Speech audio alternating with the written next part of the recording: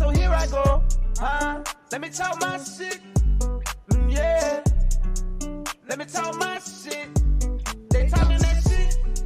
That's a double dose. Andale, vámonos. They lucky I did not pull up with the check, but they wanna hear it, so here I go. Let me talk my shit. Yeah. See, I never know when to pause it. That's the weird thing with it. And yes, we're live, but yeah, I always do this. Sorry, I do apologize. What's up? It's your boy Chucky. And we have a special guest today. Today our episode is about buying in your 30s. And older, not necessarily in your 30s, but buying in your 30s and older. We have a couple of realtors on tonight. Double Dose will not be with us tonight. Today is actually her birthday, and she's actually not feeling well. She's actually in the hospital. So please say your prayers. For Double Dose. Hopefully she'll be back with us next week. Our guests tonight are Rush. He is in Jacksonville, Florida. And then we have Art. He is a realtor in Dallas, Texas. And then we have Josh Stevens. He is a realtor in Clarksville, Tennessee. I'll give everybody a little bit of time to introduce themselves one by one. But yeah, whoever wants to go first. So I'm Rush Lockhart, realtor in Florida, Jacksonville, Florida. And my first statement, of course, I already know what it is, Chucky. So it is not realtor, 2 syllables. Anyway, thank you for letting me be on the show, and shout out happy birthday to Double Dose. Yeah, that's it. I'll go second. I'm Art, also Artemius. I'm a realtor here in Dallas, Texas. I You said it the same way I do. I know, because I'm like thinking about you saying it. I'm like, hey. Here in Dallas, Texas. Yeah, that's what I can say. How you guys doing tonight?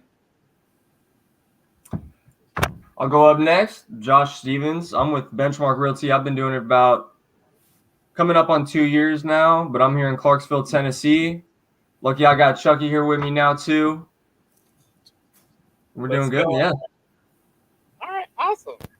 All right, so tonight's episode is gonna be a little bit different than our normal episodes. This tonight is more of like an informative episode so far as mainly I see a lot of people saying that they don't want to buy right now, and mainly because of the market and they think it's gonna crash again, or because interest rates are too high, or because the home prices are extremely high since COVID. So I thought this episode would be great and informative so far as informing people that, that maybe have a little bit of fear, maybe have a little bit of maybe a little worry so far as about buying right now in the current market state. So I figured that it would be great and informative to have an episode that was a little bit more geared to it was still having fun, but still geared to more of like why it may be important to buy right now. With rising rental rates, with pretty much everything rising, inflation is horrible, and nobody knows exactly which way things are going to go. But yeah, and mainly working on your credit now, so maybe you can purchase in maybe a year if you're not ready right now. But so far in you all experience, how are people buying right now? Is it slower? Is it more sellers than it is buyers, or how is it in your state? Anybody else want to take it first? I was just gonna say, does somebody want to take that first? Well, so here in Clarksville, at least, things have almost started to kind of square off. We're seeing buyers become a little more active again. Sellers have gotten a little more realistic about home prices. We've seen that slight correction come down due to interest rates, and because, if there are no buyers, there are no sellers. And that's kind of how that works. So we've seen those small corrections. Interest rates have continued to go up. It is getting more expensive. But at the same time, that's affecting rental costs as well. Rents are still going up. Clarksville's continuing to grow, and there's been a large influx of new construction homes, new construction purchases happening. But that's pretty much the current fare of what we're seeing here in Clarksville. It's leveled out a little more. Buyers are becoming definitely a lot more active, especially with the season. Now that we're out of winter up here with the snow and everything like that, a lot of the times people don't want to even deal with moving during that time. But now that we got the sun up, people want to go see homes. So buyers are definitely a lot more active in this area. Yeah. How about there in Texas? Out here in Texas, this is what I can say about the market here. I will say we are seeing more buyers and sellers leveling out here. For one, because homes are sitting on the market a little bit longer. At one point in Dallas, you could, as far as like if you were putting in a bid for a home, they were going 0 days on market. 7 days. Yes, like 7 days. Like they were not staying on the market long. So we actually started seeing the market come down probably about the end of 2022 to where home prices started to kind of level off. We are seeing them now kind of creep in a little bit back up here because one thing about the Dallas market is that it's growing every day. Like I think Dallas was the number 8 city for biggest growth in 2022. So it's just like we're getting a lot of people here. I'm getting a lot of renters, especially because Dallas is also building up a lot of apartment complexes. So I also not only working with buyers and sellers, but renters as well. I just helped a few friends lease apartments here and within the past 2 months. So, you're seeing that. You're seeing a lot of I would say a lot of younger people you're seeing going gears more towards renting. People in their 30s, they are getting back into the buyer's market, but there's still a lot of renters out there as well. Okay. Good How deal. about there where you are in Florida? So Florida, this is especially because of the school year right now. St. John's is still the top district in the state. So all of everyone that moves around the school year, they're getting ready to list their home on the market right now. It's been it's been busy for us. The weather, it's been warm here for months. So they are ready. When I hear snow, I'm like, oh no. So I never not in Tennessee, but we get a lot of people coming in. We have more people coming. We still, even with the climate the way it is now, with the politics and the governor, we still have more people moving into our area than leaving out. So at least the Jacksonville, the Northeast Florida part still has a lot of people moving in. And when it comes to not being a good time for those of us in our 30s and upward, I'd say that's how you see wealth, being built going forward. I would say even the people that bought their homes during the pandemic when prices were high, right now, some of them are still able to sell, but they're not able to sell for as much. But they still are able to somewhat break even, walk away with maybe 10 or 20 grand, depending on that area. They get to take that wealth and build it on top of something else. And that's how you see homeownership creating this. When we go from lease to lease, we don't usually have this big lump sum chunk that we can take with us and increase. And then it's not, when you look at a crash or think about a crash, the people that bought during the pandemic, they had amazing credit if they used financing. So with more stringent and strict financing and lending guidelines, they can still afford to pay for these homes. And many of them are deciding to stay if they can right now. You can get a little bit of equity, but it would crash if people got all of these mortgages that they couldn't afford, like back in 2008. But that's a little bit different this time. So that's what I'm telling everybody now. Well, interest rates. And I also like to add, I think a lot of buyers are just becoming a lot smarter and they're doing a lot more research now because of, the way the market is. They are not rushing into anything. They're doing their homework as well. So. But so with interest rates, because I've seen like what people been putting messages and like in first time home buyer groups that I'm in, on Facebook and on Twitter and on other things, is that many people are worried about getting a $300,000 mortgage and their mortgage payment being over $2,000 a month, mainly because of how high interest rates are. Is that like a fear for people where you all are? So for me, definitely. I mean, it can be a little more stringent on people, and people are a little more hesitant to jump in on those higher rates. But I'm a true believer in the home buying process and home ownership. And I kind of think of it as like, with watching rent prices increase constantly as well, along with these mortgages and the home prices. One, with ownership, you're always going to be building that equity and paying back into yourself. But I think of it as like back when gas was only $2.50. If there was a contract that I could have got into to make sure that forever I was paying $2.50, I would have done it instead of paying what it is now. You know what I mean? It's the security of having that payment and making sure that it's not going to keep going up, because when your lease is up that next year, Right. they could turn it to $2,200. And you don't have that financial security or that promise for your family and for your finances to do the same thing. Yeah, I mean that right there. When you think of it that way, that does make sense. It does.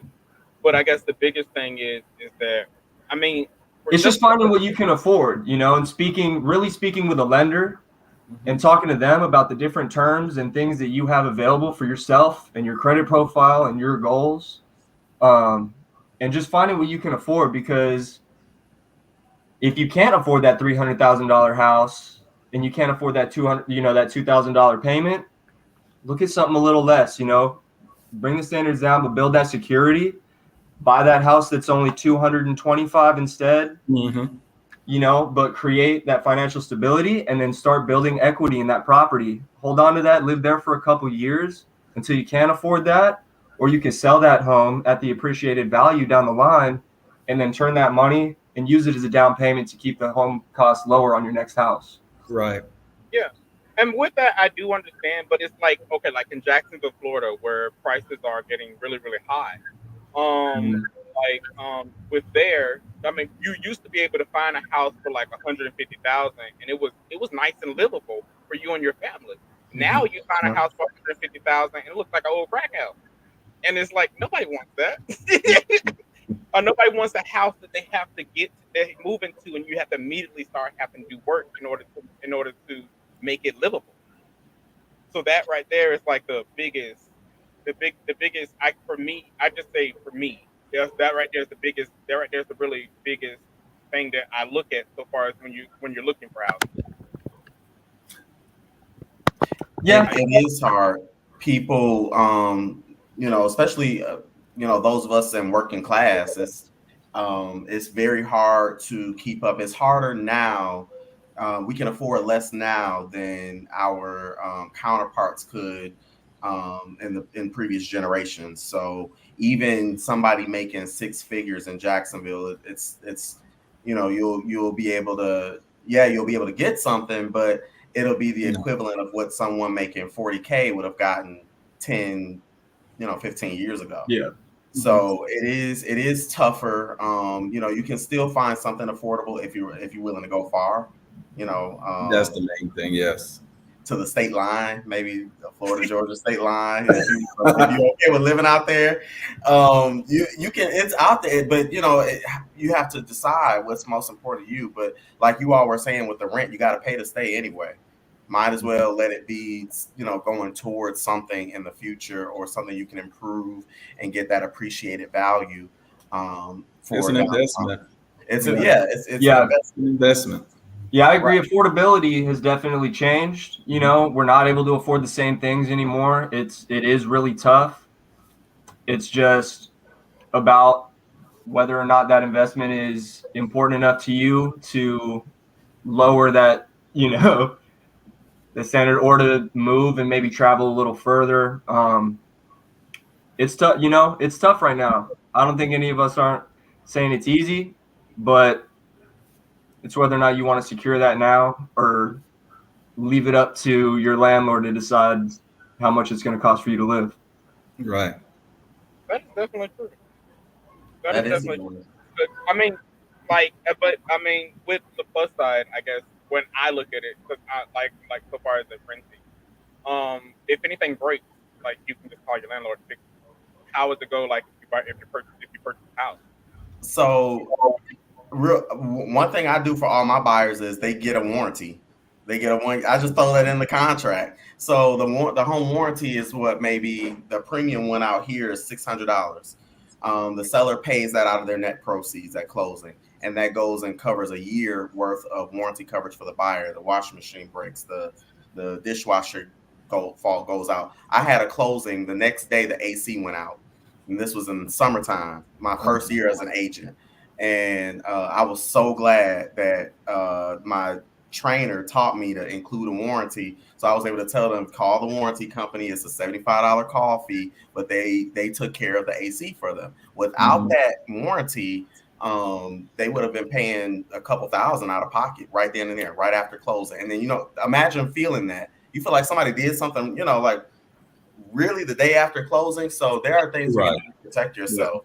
Because no, everybody doesn't have money like that. But don't get me wrong. There are a lot of people. I will say, you will be shocked. The kind of cash that some people just have on hand. When it comes to that, we know what that is as an agent. Proof of funds versus a pre-approval if it's a cash transaction. But yeah, and those warranties are an amazing thing, and there's a big difference between those and your home insurance as well. Like. What's great about those warranties, granted, you're going to have that home insurance to cover you as well for that larger thing, maybe your roof, things like that. But those home warranties, they cover all your appliances too. So that dishwasher breaks, like he said, that's covered. Your insurance doesn't have that.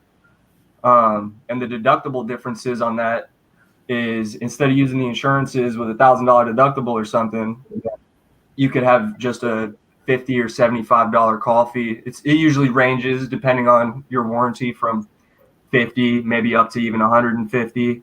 But you're spending a lot less for a whole lot of coverage to keep you covered through that time period. How long is that warranty for? Typically they start at a year, but you have options for extension. Always speak with the company, speak with who you're working with. Like I have a warranty on my home. I have one on my home, and it's like a year. I renew it once a year. Yep. For it, so yeah. You can just keep renewing for as long as you need. Okay. All right. Okay. So, when it comes to people, so far as buying, I guess buying versus renting in your area, how exactly is that in your area? So far as, are you getting more renters right now in your area because of the market? Are people afraid to buy, or how exactly is that going? Yep. Like here, I said, in Texas, we are seeing a lot more renters, but like I said, the buyers seller market is leveling out here. So you do have buyers out there. It's just they're not rushing into it and moving as quickly as maybe in the past because they are being more cautious. But you do still have buyers out there. But yeah, I'm getting a lot of renters because a lot of companies are moving here and people are just they're looking for a place to stay as soon as they get here. And then, but the one thing I will always say this, and I tell any realtor, when it comes to leases and everything, leasees usually turn into buyers eventually. Yeah, that's true. They will turn into buyers because they, like I said, they're moving here. They just want to get a place, an apartment. You say, hey, well, get yourself together.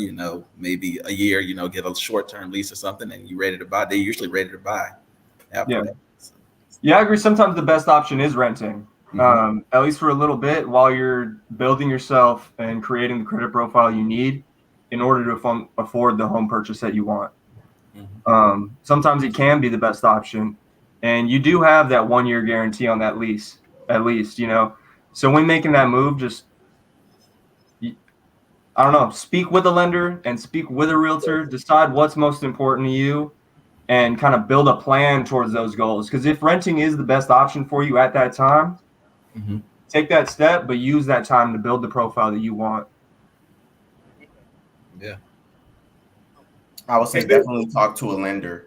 And I don't know what you all can do in your states, but at least here we can't, we don't run credit for someone. No. So it's all on the lender's hands. Yeah, that's on the lender side. So I get a lot of people that do reach out to me and say, hey, do you have any down payment programs or something like that? And what I do is connect them with the lender. The lender is the person that, because they often confuse us. We do so much. The lender is the person that looks at your credit, looks at your income. They look at your, debt to income ratio and all that good stuff and confirm what kind of programs. I did recently hear about, you know how most of us, we know FHA, 3.5%.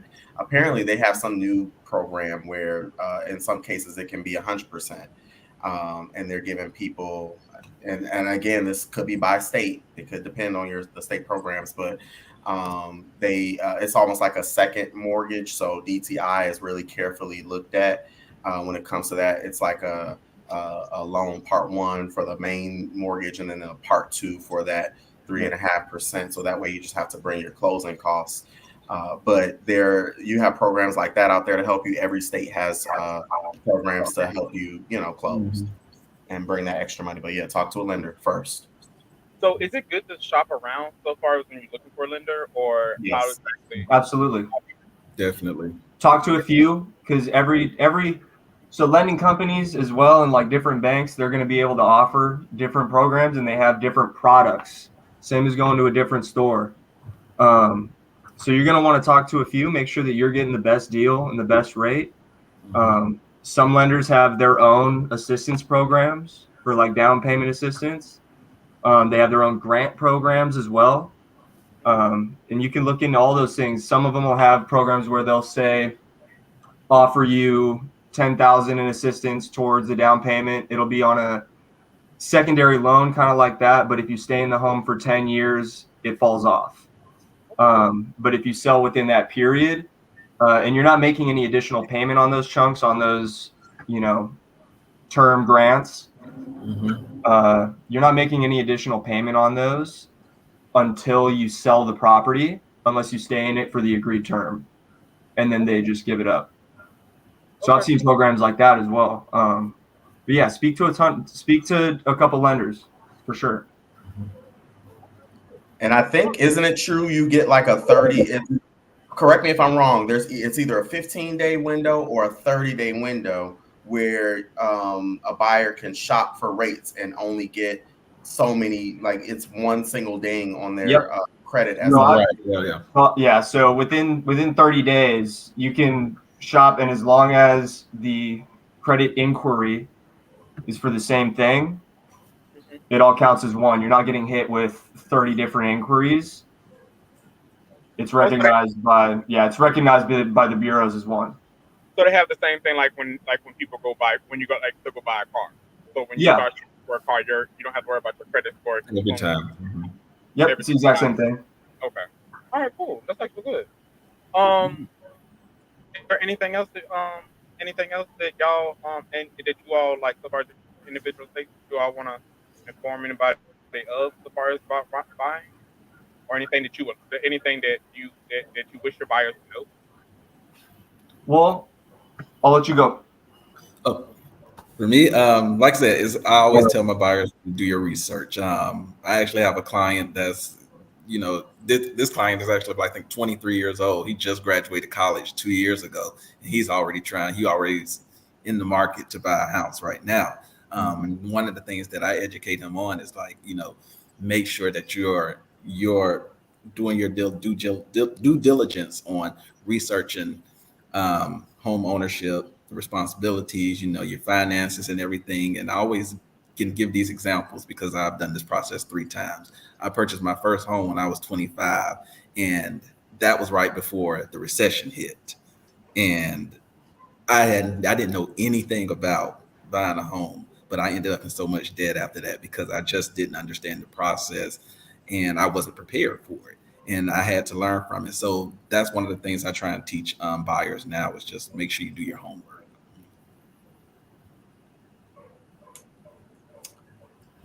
Good deal. I'd say the only thing is like, is build that plan. Like he said, do that homework. And the first step that you're going to make is talking with that lender, is securing your financing and making sure that you understand how you're going to structure your financing when purchasing. That's always the first step, because that could turn into a lengthy process of making sure that you're getting what you want and that you get approved for what you need. So always speak to the lender first. It's always the first step. Yeah, pre-approvals. I always tell them pre-approvals. Yeah. So you don't want to walk into a $400,000 house, fall in love, and then get approved for $325. Right. That's a soul crusher. But it is, and people say, why should I do that? Why are you pressuring me to do that? Well, you could spend a lot of time investing into these ideas and looking at all these different properties, and just to find out that you got to go start over from scratch anyway. So it's not a tactic to get you to speed up the process. It's just so that way you have to know where you have to have a roadmap. Without a roadmap, you're just going to be going all over the place doing a whole bunch of stuff. But I hope everybody knows. Does everybody know? Some buyers, they don't know the difference between down payment and closing costs. But I think, we all know it, but sometimes you have to break it down to people. And that's what I tell my buyer. That's what I like to leave people with is, if the sales price is $200K, the lender's giving you $180, that $20K that's your down payment, but there's an extra maybe $10,000 on top of that for closing costs. Typically around 3% of that purchase price is going to be associated in your title fees and things like that, clearing the home, making sure that there's no outstanding liens on the property. That's what your title company does. Yep. Make sure that you're not going to have someone knocking on the door 2 years from now saying, hey, this used to be my grandma's house, it was actually left to me, and there's some outstanding trust, and now you're in a huge legal battle over the rights of the property. Title's the one who's going to clear that for you, and that's what that insurance is. There's some other things associated with it, so make sure that you talk to someone. Okay. All right. Okay.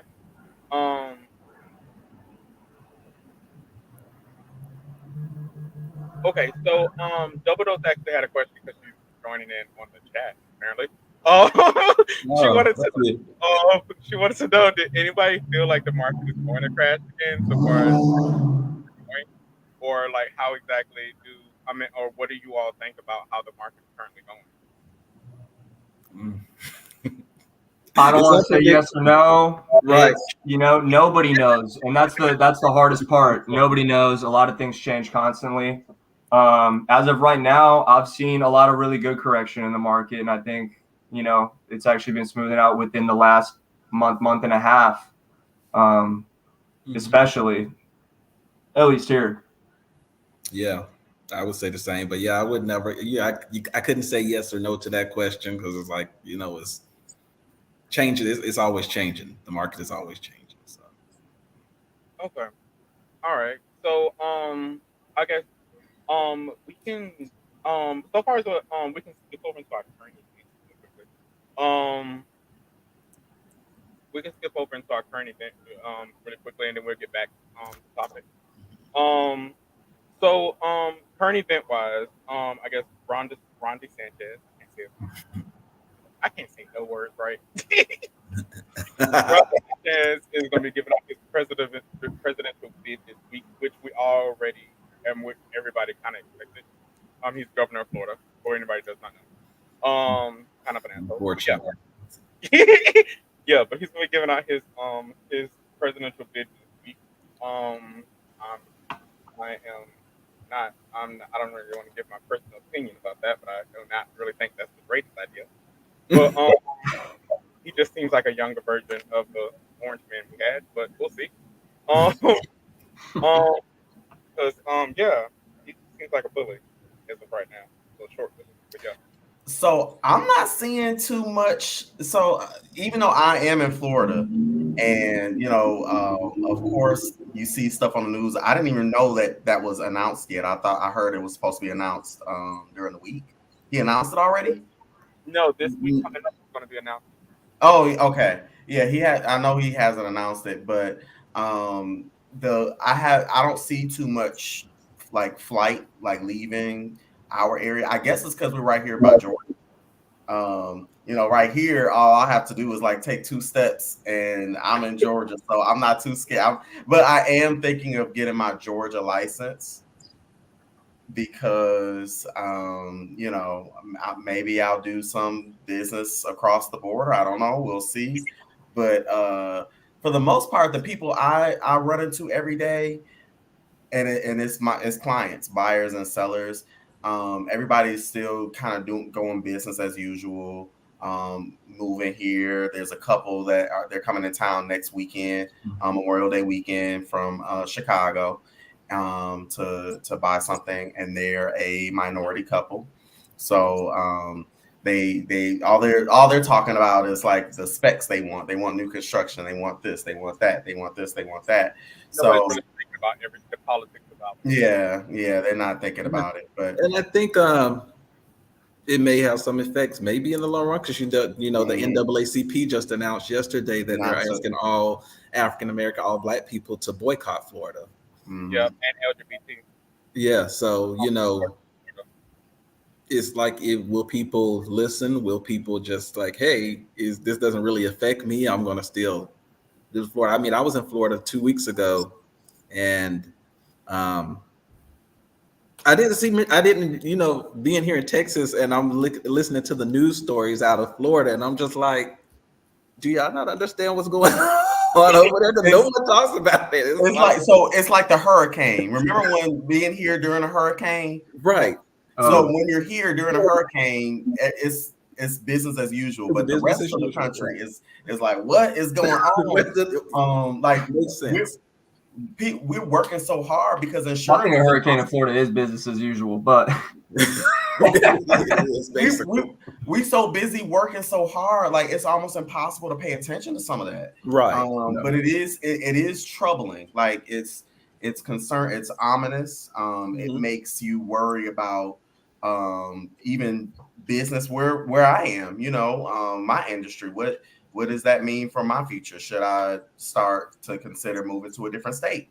Because I don't know, I don't know. I saw The Handmaid's Tale. I know what happened when they got to that point. I don't want to see that happen to this state, but then he has the immigration bill right out there for Florida, where they have to report undocumented workers, and I think a lot of them are protesting right now. So like, what do you do when construction stops?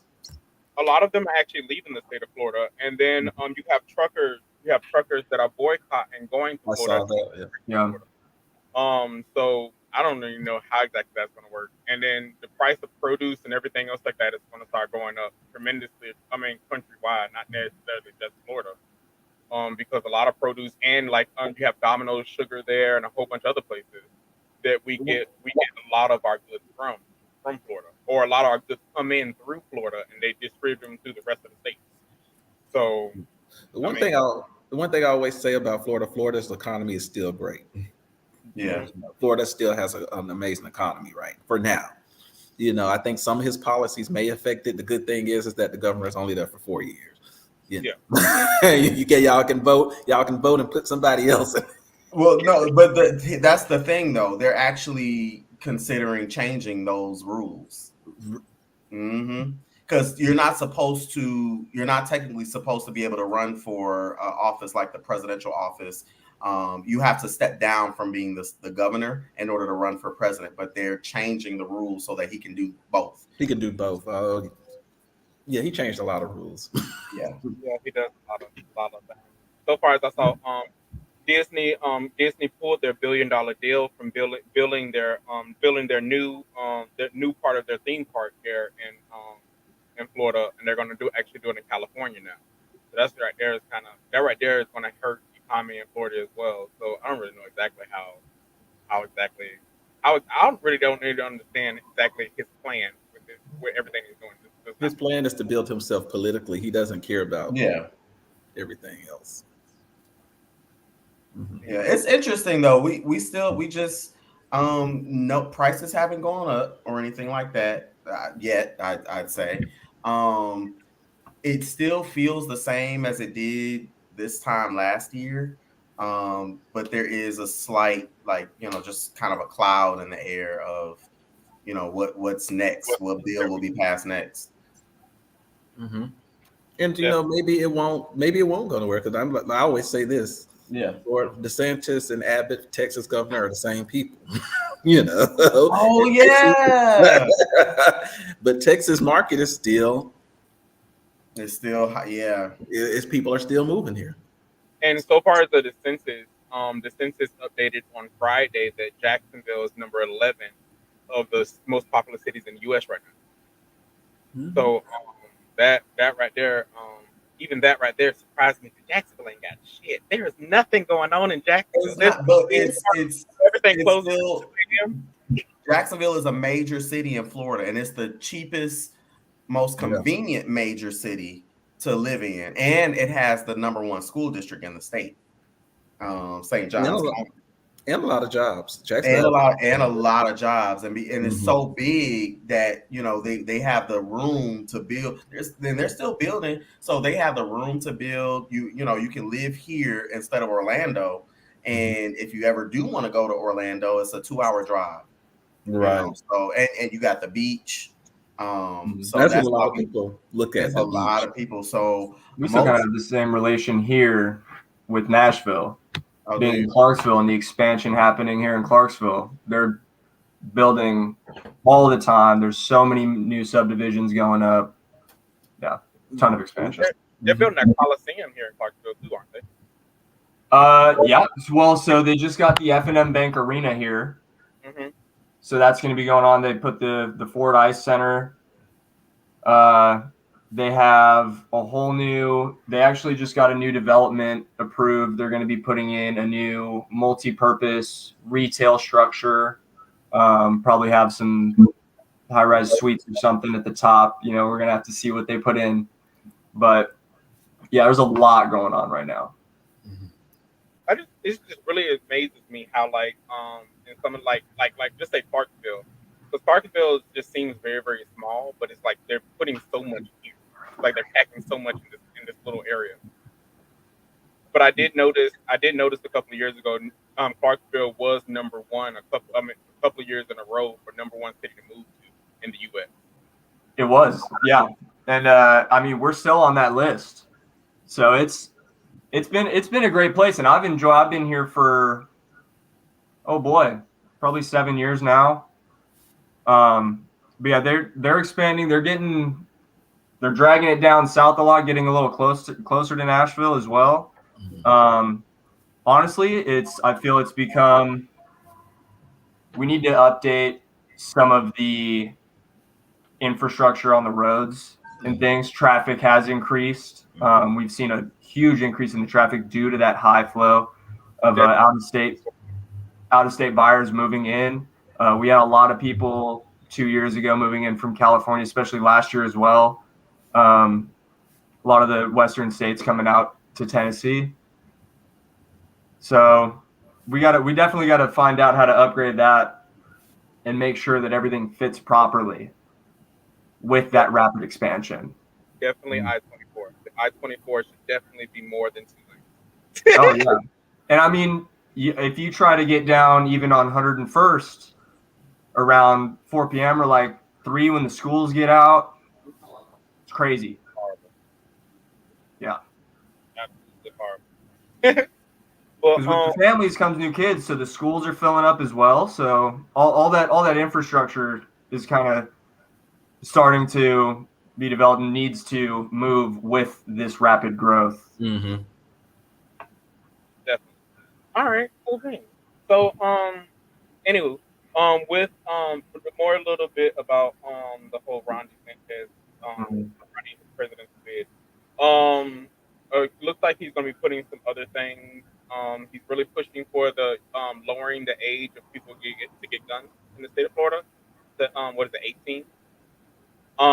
He's really pushing that, and he's really pushing that really hard. And then he's moving. I mean, he wants to. Did they already move the concealed weapon for people to have concealed weapons in Florida?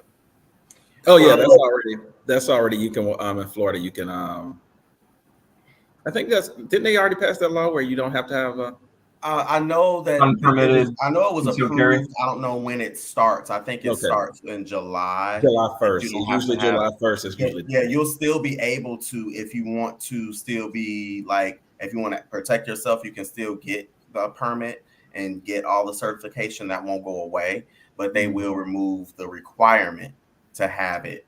So it does open that up. But make sure that you look into those laws, because even here, so like in Tennessee, like you can open and concealed carry without permit, but there are certain laws associated with the travel or the transportation of these weapons and in your vehicles. And so like I know that right next door in Kentucky, since we're right here, there are certain laws where it's like a 3-step rule. So like in order to operate that weapon, there has to be, you have to 1, open the glove box, 2, load the firearm, 3, there has to be a certain set of stages and locations where those are stored during transportation. And some of those apply here in Tennessee as well. So yeah, if you do plan on looking into those, make sure you're paying real good attention to those gun laws down there, because they'll get you on the little things.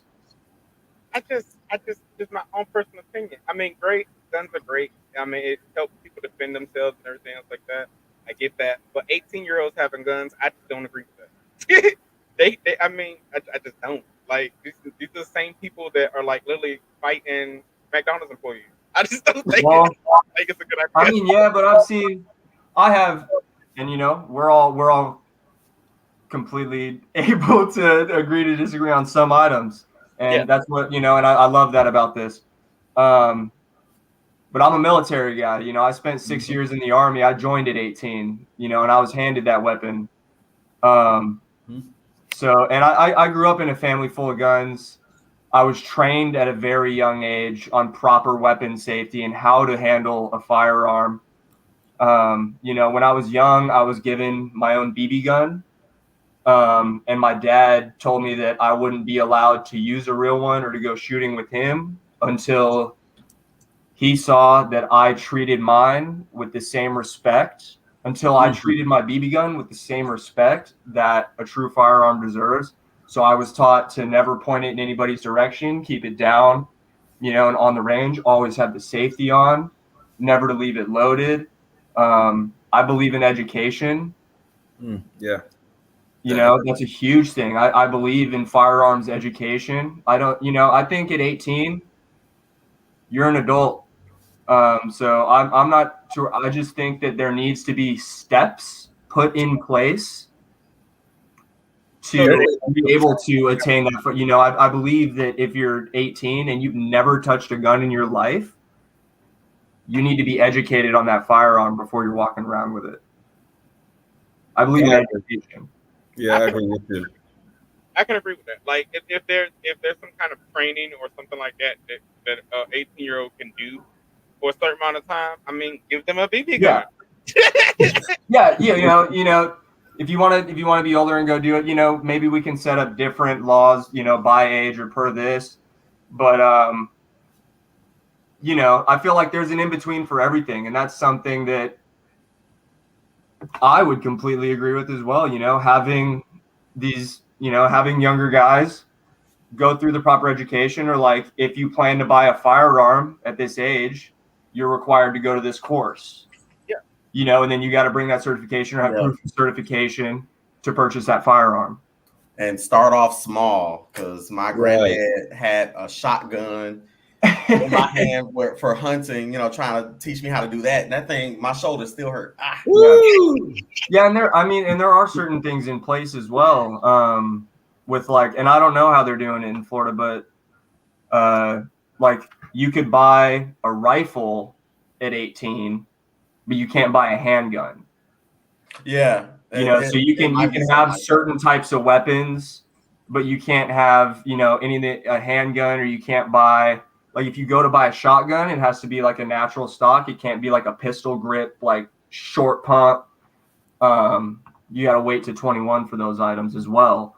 But I think with any of them, education is the most important thing in the world. Firearm safety, because it's not the pencil, it's the rider. You know, it's not the spoon that make you fat. It's it's that's the people. I believe in education. I do believe in a matter of like education, but I do believe that there has to be like some kind of psychological or mental health evaluation that you can do ahead of time.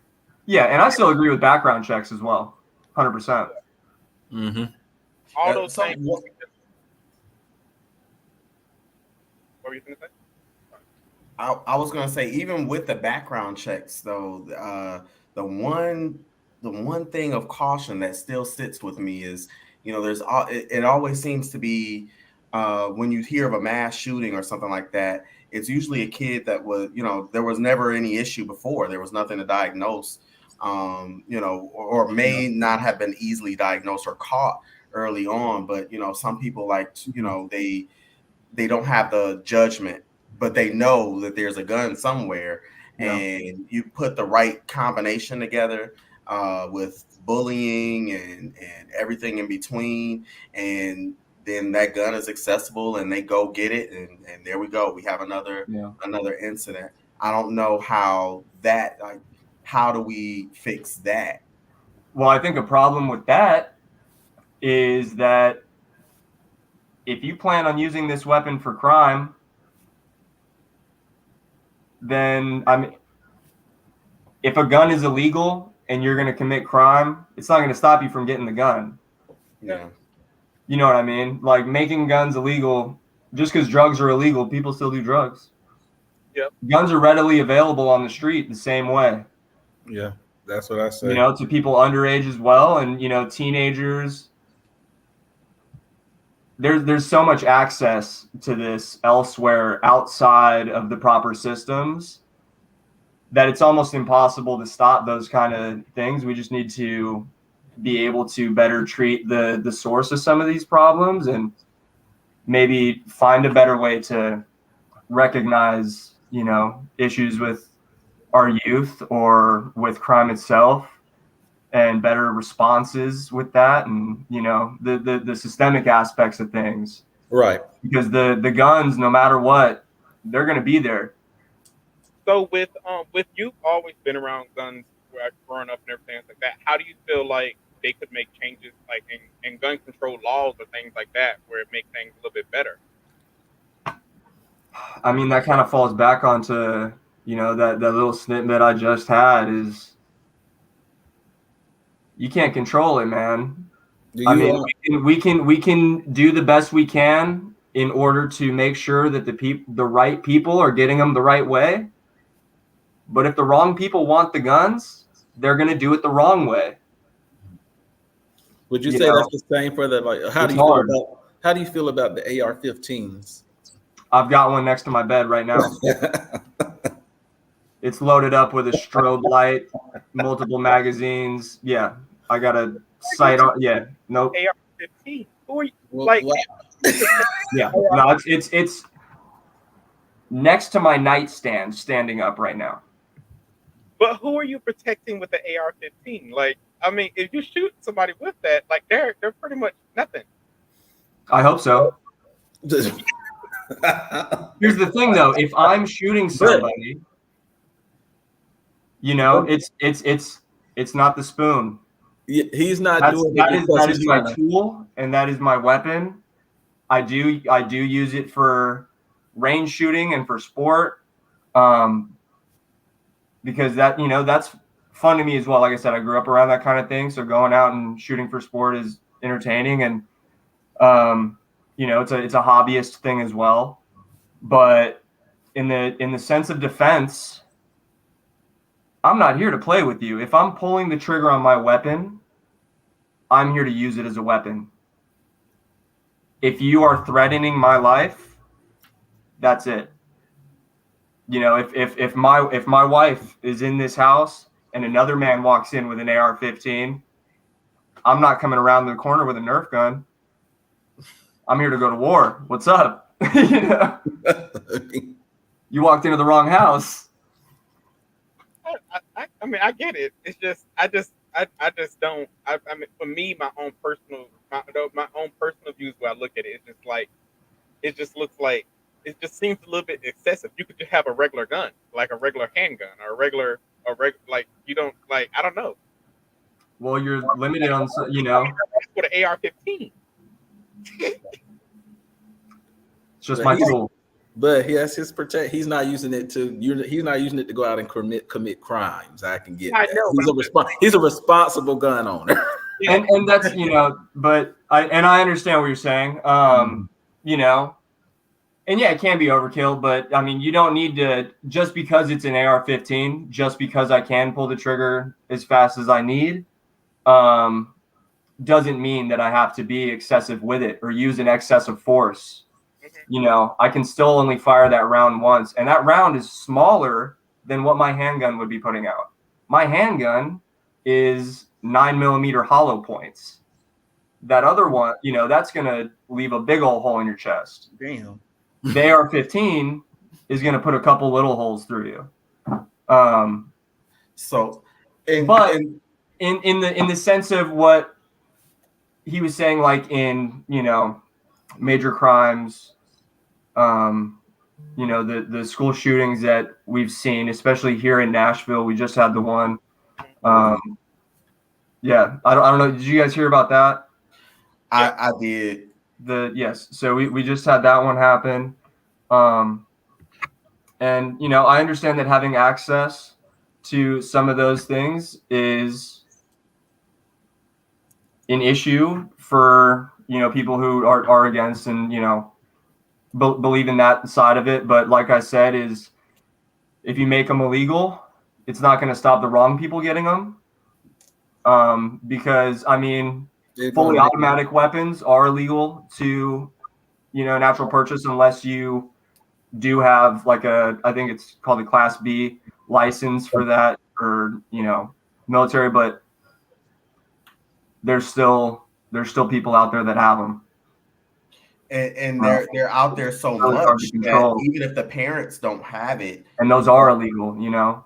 Right. But even if a parent doesn't have it, like they know, you know, one of their best friends in school, his dad, you know, they went exactly for the weekend, and he knows that his friend's dad has one, so he sneaks over there, somehow gets to it because he saw that, you know, his friend showed him how to get to it, and then he takes it up to the school. I would say, even, you know, there's no way we can make them illegal. I mean, it's America. It's the Wild Wild West. It's been the Wild Wild West. That's part of the culture. Yeah, that's another part. Good luck. It's right. It's the culture, but I think that if we have to come up with a solution that does protect kids, maybe it's not, you know, making them illegal for the right person, a citizen to, you know, have one, but I agree with all that, man. So the access should be controlled, because if honestly, if I had kids right now, I probably would try to homeschool them. Yeah, I'm that, you know. Yep. And in the situation, like, you know, and it's part of being a responsible gun owner is, like, you know, if there were children in my home, it wouldn't be in that same place, you know, it wouldn't be there. It'd be locked. It'd be put away, you know, where the children do not have access to those firearms. You know, having that tool comes with a lot of responsibility. And that's what about the person to, you know. That's what I want to make ask you, is just like as far as like making sure your guns are secure, because I know that, you know, a lot of guns, you know, a lot of crimes that are committed with guns are usually from stolen guns and things like that. So just like making sure that your guns are secure, like just in case, like, you know, someone just broke into it, you know, God forbid that, but yeah, I mean, if I'm away, they're put up. Okay. Yeah, they're in a safe. But if I'm home or I'm going to sleep, I want ready access to my firearm, because those 3 seconds could be the difference between life and death. Really, you know, if someone breaks in your front door and beelines it to your bedroom, what are you gonna, like? I know I'm not all there when I wake up, Like if I woke up and I heard something before I actually recognized there was someone in my house, so I better be ready to go pretty quick after that. Yeah. Yeah. But anyway, there's I feel like this is a conversation that like nationally will never be over and could go on for hours and hours and hours. But it needs to be had. I think. know. Well, but that's the thing is there's never going to be an end to that conversation because it's You have those on there's one good and side. bad on both sides, and it's Right. like I said, I feel like there's in the end there's going to be no way to control the people who use it incorrectly.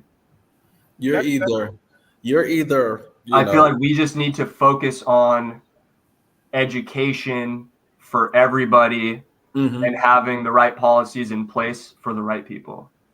And that's really all that we can do. Yeah, a lot of people look at it as you're either pro guns or you're not. And I think that's where the division is at right now, because there are some people who are pro guns and just they're about their protection. Then you have those people who say, well, we need these laws, but they just don't believe in guns at all, and so it goes down a whole different conversation, because it's not about the guns, it's about the people. So That's why I say, because with me, as everyone knows, that I'm very, very open about. I'm a felon. But the thing is, for me, I do believe in guns. I do believe that people should have a right to have guns and everything like that.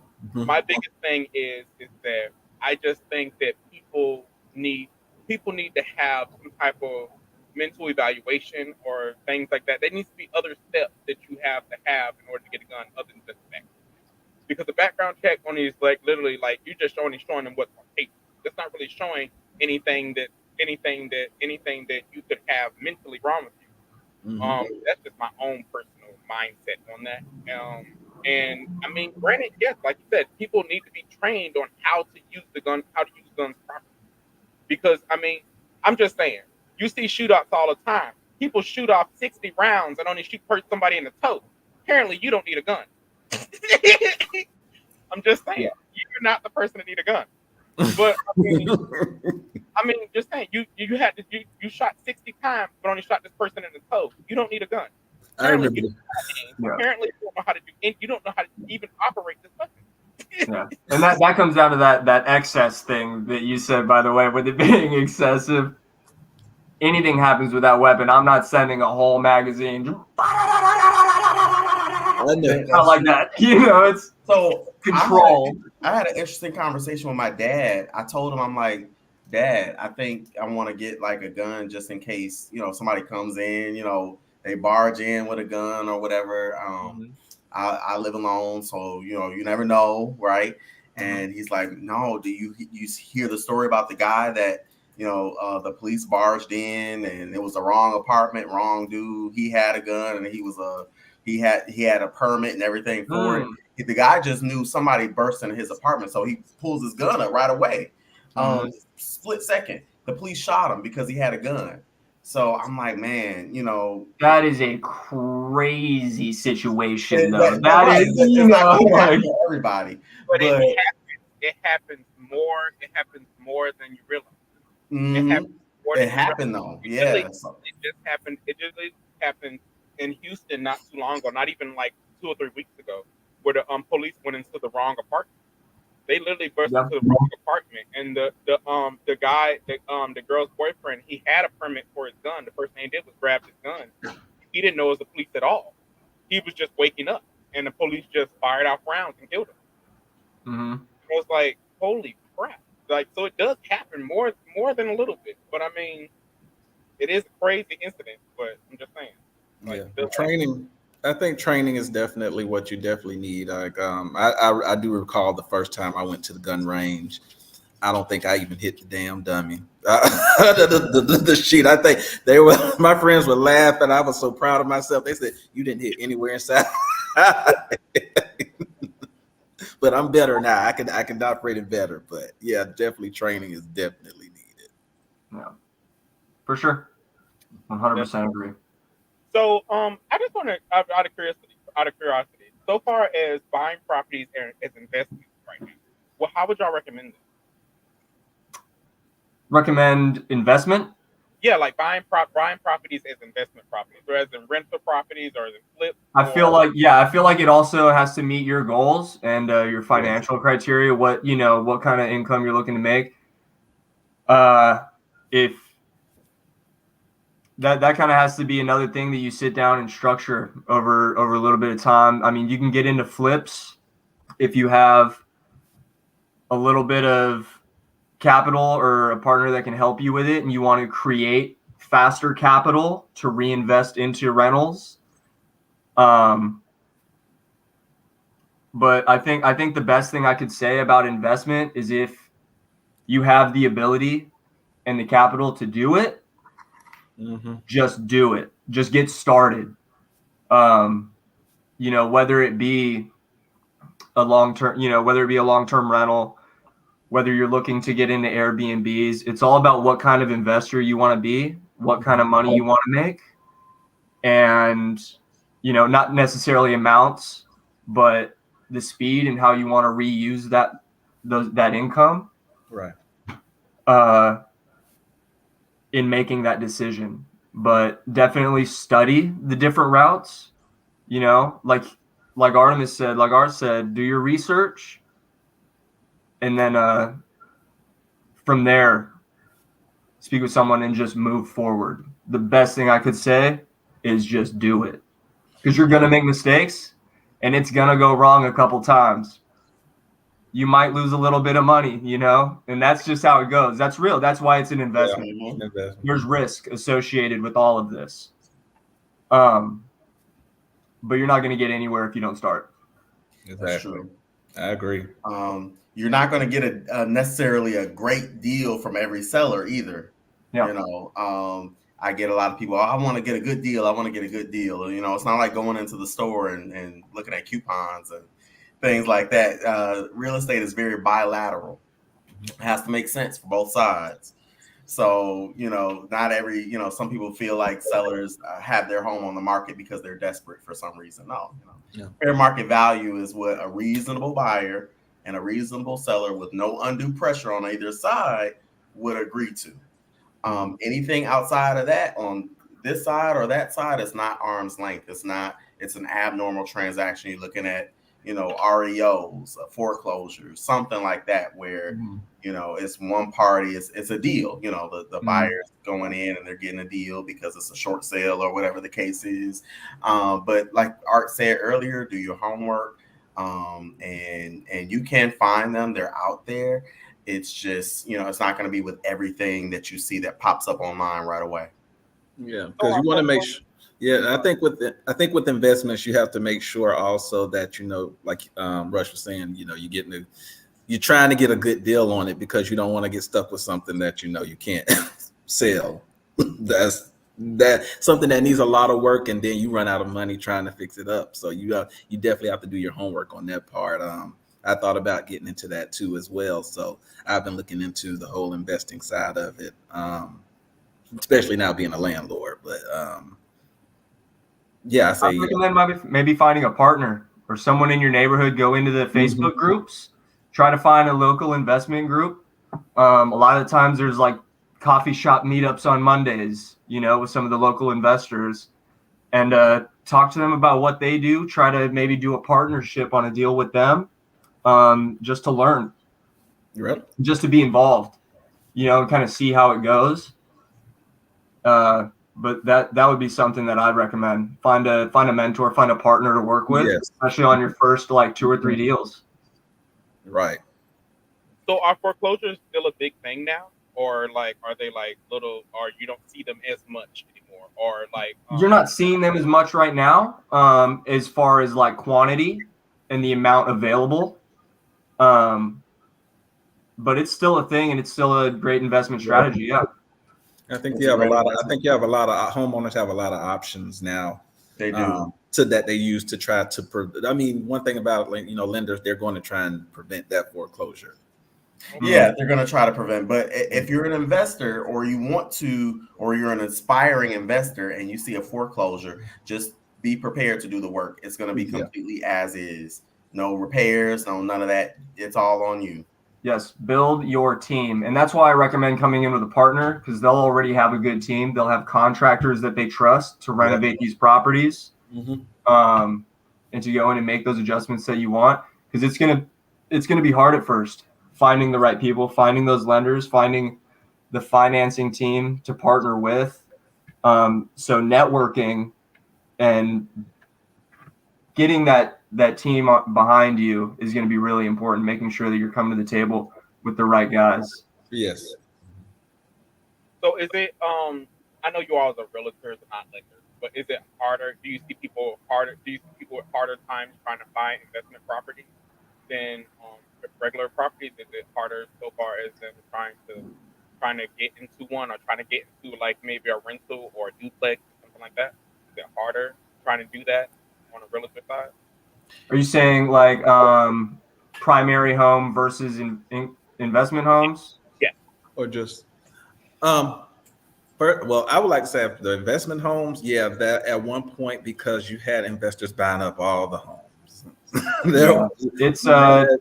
There was hard to find properties to invest in because there were certain investors who were buying up 10, 15 properties.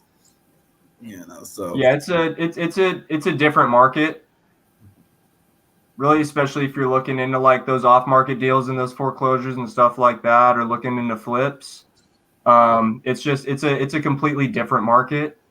Your primary home is something that you are looking to move into. I mean, if you are looking to fix it up or do something like that, you could look into some of the same markets as well. But I feel like it's kind of separated. It's a different kind of purchase. The financing isn't the same either. Investment, if you're looking at loans for investment properties, those interest rates are typically a lot higher than your primary home rates. They're not structured the same way. They're usually structured in shorter terms because of like exit strategy. So instead of a 30-year mortgage, you're typically looking at maybe, a 5 or a 10-year.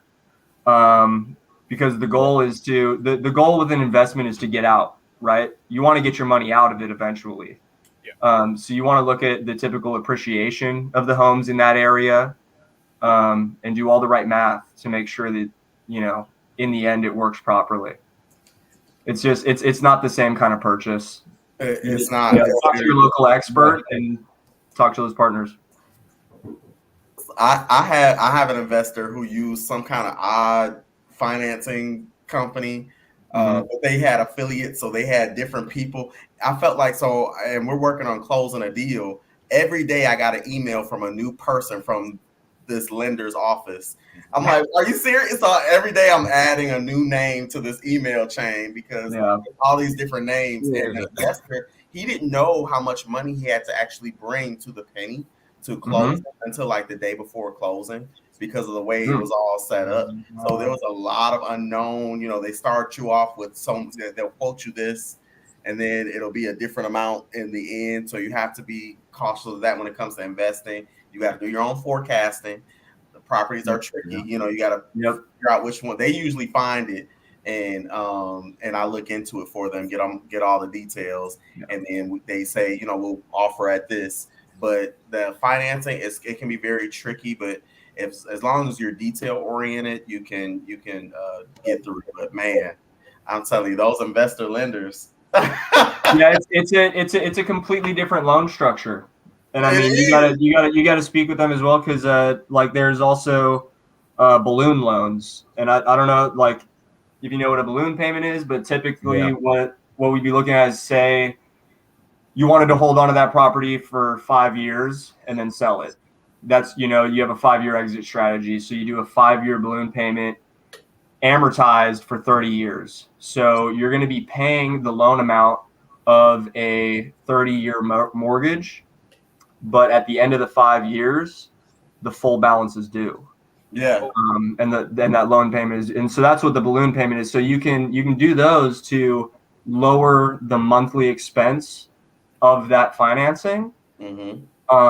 but you always need to have that exit strategy in mind. And that's why doing your homework and looking at the different types of investment that there are and finding what you want to pursue is really important. And then building the team. Yeah. Networking. How would you all recommend, say somebody is a first time home buyer, right?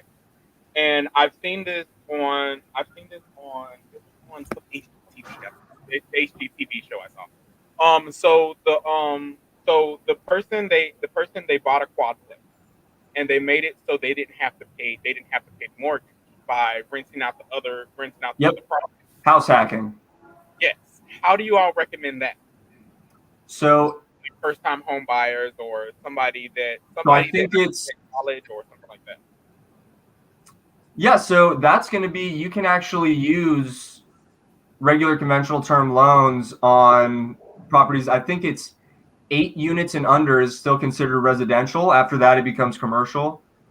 Typically, lenders will loan on 4 plexes and under for those type of loans. But you can purchase a 4-plex or a duplex the same exact way you can a single family residence under the same financing. And you can even sometimes use the projected rental income of the other units as income towards that loan, towards getting approved for that loan. Oh wow. Yeah, so you can qualify yourself using the income amount of those other 3 units. And then you live in the other one, you can use the additional income to pay that balance. Sometimes, that's in the perfect world. Sometimes you'll still have a small payment due yourself, but it'll be less because you're charging them more. If you're doing through that entire process, you're still building equity in that property, and you can use any of that additional income to make improvements to that property as well, and then refinance it after that year or after 2 years or so. Pull the cash that you had invested in it before, or take out a home equity line of credit to do even more repairs, and go buy another. And then the second one would not be your primary residence. So you have that other one as your primary residence, correct? Yeah. So you just turn it into a full-on rental property, and then you could use that to go buy, a new primary residence for yourself, or do it all over again. Okay, cool. Yeah, you can use the same financing as regular for that kind of investment. Yeah. So if you're doing something like that, would it be smarter just to do like a property management company so nobody knows you're the landlord, or would it be? I wouldn't personally. I wouldn't. I would just self-manage those units. Bringing in a property manager, especially if you're going to be right next door, and you're comfortable with, vetting these tenants for yourself. I wouldn't lose out on that income, because you're not going to be pulling you're not making a huge stake off your first investment. It's really once you start to build those doors. Long-term rentals are a long-term game. Your real money is in the equity of that property. You're only seeing a couple $100 extra, but if you get rid of that, you're not going to have the income to fix that HVAC when it does go out for your tenant. Right. And although a property management company can take away some of that stress, it's only 3 doors. Go to QuickBooks, set up a payment system in there, and just do it that way. Until you get to like 10 doors or more, and like you need that help of dealing with those tenants, or you need that assistance, or you decide to buy property out of state or far away that you can't go handle yourself or take care of, or you don't have the team built up. So like if they have a plumbing issue and you don't have a plumber in that area that you trust, that you've already vetted, and you run into situations like that, you might want to work with a property management team who can help you out. Right. Yeah. But until you scale the business, until you scale your investments, I'd focus on your income. I'd focus on reinvesting that money back into your property, making it worth as much as possible. and doing it yourself, just doing the hard work. All right. Well, we're gonna wrap things up. So, if each one of y'all can let everyone know how to reach out to you, so far as if they're in the state, so far as they're looking at buying. I did share this in the First Time Homebuyers group on Facebook, and I shared this in a couple of things on Twitter as well. So, if you can share your contact or how somebody can contact you if they're looking at purchasing, or if they have any other questions, or if you all can help them find a lender in your area, if they're in your area. If you all can say your name, or if you want to start off with you, Josh. Okay. Yeah, so you can Google me, Josh Stevens, Benchmark Realty, or you can go to my website. If you're anywhere in Tennessee and you need help in real estate or have any questions whatsoever, you can go to my website, give me a call, contact me. My website is myhomeclarksville.com. Okay. For me, you can actually, I would say the best way to contact me online, social media is probably through Facebook. You know, my name, Social media. Yeah, social media. I have my Instagram, Duval, Duval to DFW, number 2 DFW. Also, email is my first name, Artemius, and that's at Rogers, ROGERS, Healy, HELY.com.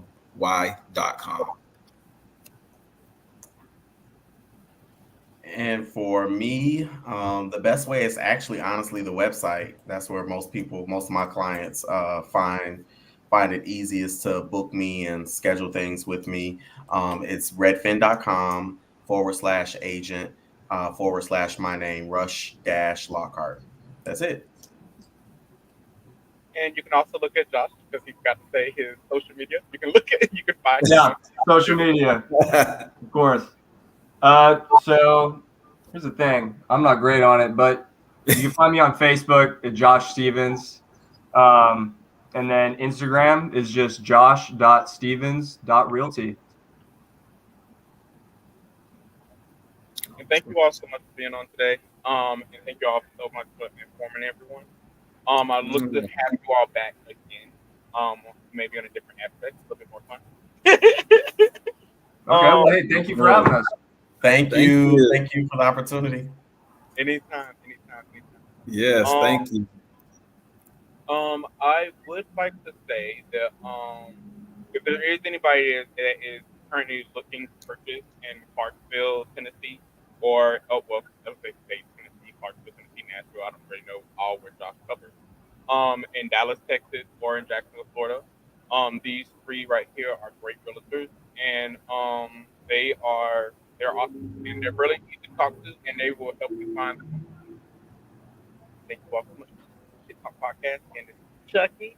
Double Dose wasn't able to be in today. Today is actually her birthday, and she's actually in hospital. She's not feeling that well. So Happy birthday, Double Dose. Yes. Happy birthday. Get well. Get better, yeah. Please get better soon. Yes. Everybody say a prayer. But yeah. You can find us on Apple Podcasts, Spotify, Google Podcasts. Again, we're on Twitch now, and we're on Instagram as well.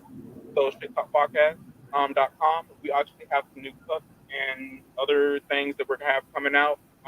And on July 1st, we'll be doing our sex toy. So SHTtalkPodcast.com. Thank you. All right. Let me talk my shit. Things like this, it don't happen often. I get around my partner with shit talking. Spitting and cussing, it happen often.